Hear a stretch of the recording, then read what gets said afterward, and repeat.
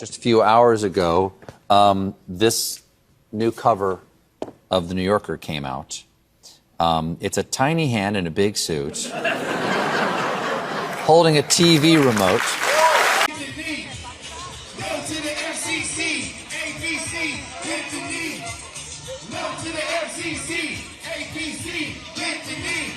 We will not be silenced, we will not be intimidated, and we will not stop fighting until we defeat fascism in this country. Woo!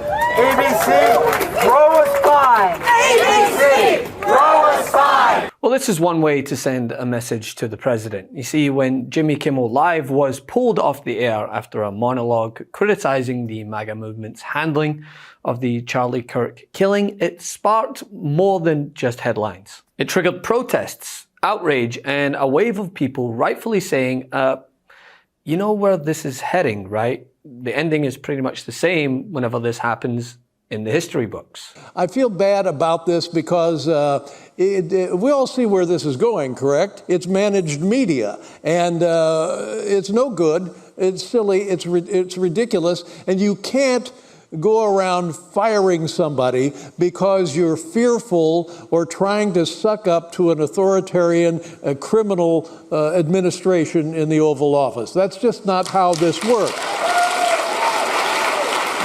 And the message was loud. America doesn't all agree with using power to silence dissent. See, after ABC indefinitely suspended Jimmy Kimmel's show under pressure from FCC Chair Brendan Carr, ABC's owner, Disney, came under fire for yielding to what critics have called political pressure, with many prominent figures calling for their boycott while Americans took to the streets to lend their voice to the ever-growing issue. Now, Trump publicly praised the suspension, calling it, quote, great news for America, and suggested that broadcasters should lose their licenses for negative coverage about him when asked on Air Force One. And he also said at one point, Phil, that he basically believes broadcasters and that regulators should consider taking broadcasters' licenses away if they have late-night hosts on their programs who criticize him. Listen to what he told reporters just a few moments ago. When you have a network and you have evening shows and all they do is hit Trump, that's all they do. If you go back, I guess they haven't had a conservative on in years or something, somebody said. But when you go back and you take a look, all they do is hit Trump.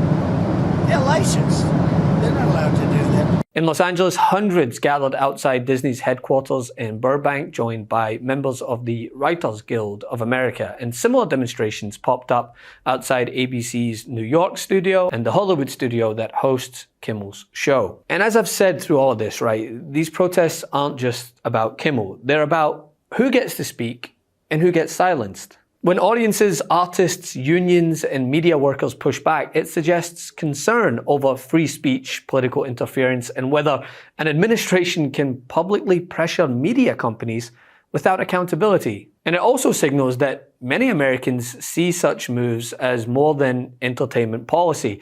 They see them clearly for what they are, politically motivated. And here's the thing. You'd imagine these self-professed bastions of free speech on the right would be pretty uncomfortable with the idea that regulatory or political pressure might be used to curtail criticism, right?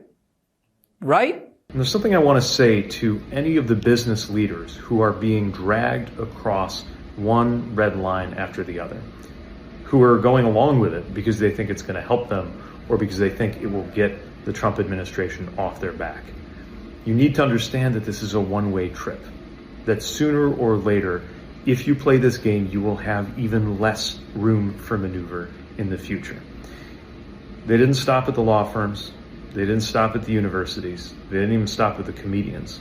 They are not going to stop until they have total power. And if you try to ride this tiger as a business or organizational leader, sooner or later, it will eat you.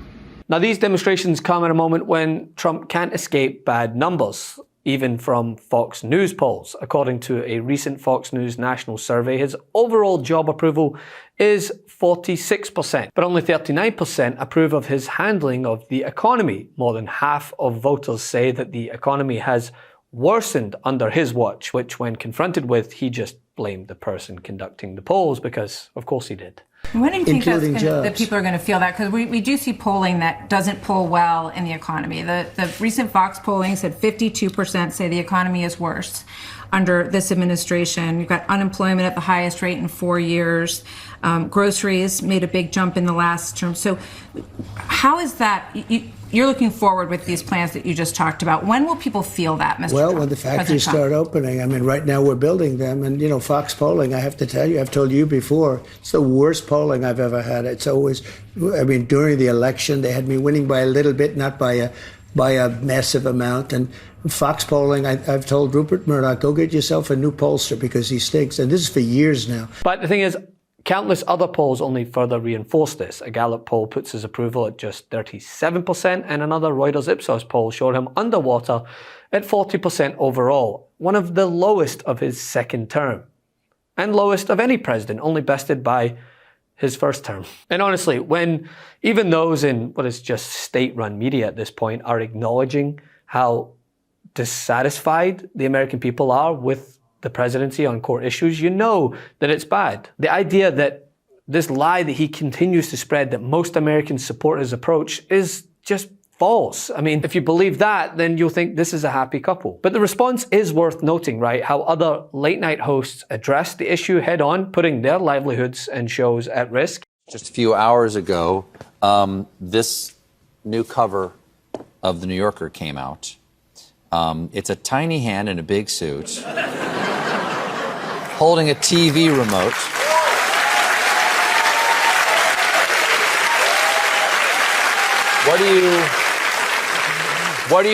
Anything Some you want? guy who watches TV, I guess. Yes. I think. What would you like people to take from this? So the artist is Barry Blitt, who is a kind of a cartoonist genius, really. You know, kind of like Thomas Nast for our generation.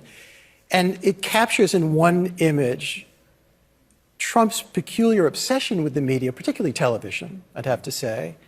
And, you know, the buttons say mute, pause, stop, stifle, silence, shun, sack, banish, and so on. And it's funny, haha, but it's also very real. This is what's going on. Yesterday, after threats from Trump's FCC chair, ABC yanked Kimmel off the air indefinitely. That is blatant censorship. And it always starts small. You know, remember like in week 1 of his presidency, Gulf of America. Call it Gulf of America. Sure, seems harmless, but with an autocrat, you cannot give an inch. And if ABC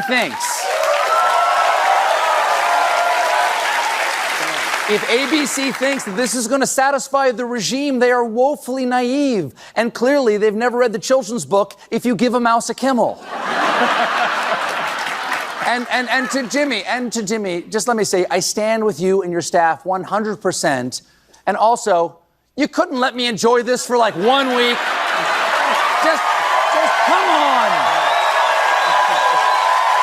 The big story is that Jimmy Kimmel was suspended by ABC after pressure from the FCC, leaving everyone thinking WTF.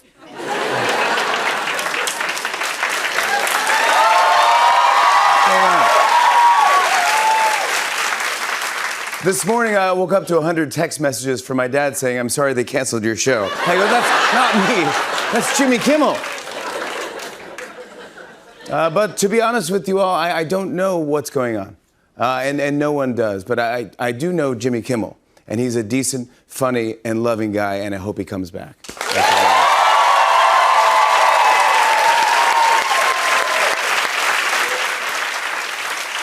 Yeah, a lot of people are worried that we won't keep saying what we want to say or that we'll be censored.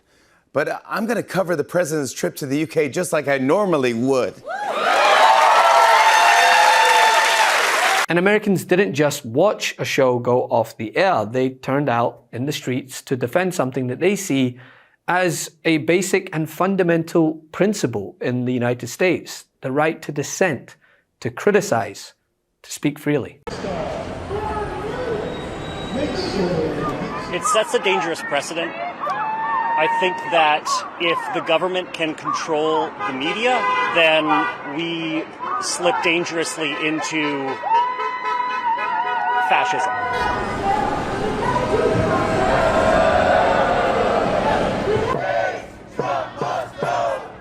see you at the White House on November 5th. That when Donald Trump tries to send a message, when he tries to send a message by silencing Jimmy Kimmel, he is trying to send a message to everybody, watch what you say. No matter how big you are, no matter how beloved you are, he will take you down and make an example of you. And we are here to say, hell no. Thanks for watching. Be sure to add the MeidasTouch podcast on Apple Podcasts, Spotify, or wherever you get your podcasts for new updates every single day.